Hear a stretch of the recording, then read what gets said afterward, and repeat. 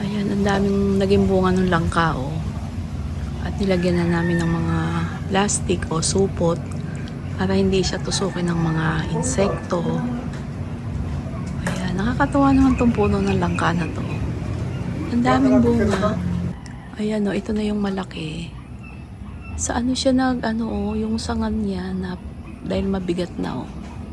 Ayan, sinuportahan ni Habi, ayan, ni Papa ng kahoy. Kasi parang matatangay na yung kanyang dahil ayan, oh. Sa dulo siya nagbunga.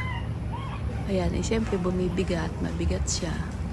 Tapos ang dami pang mga maliliit, oh. Magtutuloy kaya yun, yung mga maliliit na yan. Ayan, oh, yung mga maliliit. Kita ba? Tapos, ayun, merong plastic na rin doon na dalawa. May isa doon, bali tatlo. So, apat. Marami pa siyang mga mga maliliit. Yung katabi ng plastic na yun, meron pa. Papalaki na siya. Ay, nakakatawa talaga. Sana magtuloy sila lahat para ang daming bunga. Ayun na, meron pa dyan pala yun.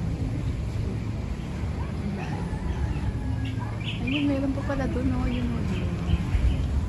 Ayan.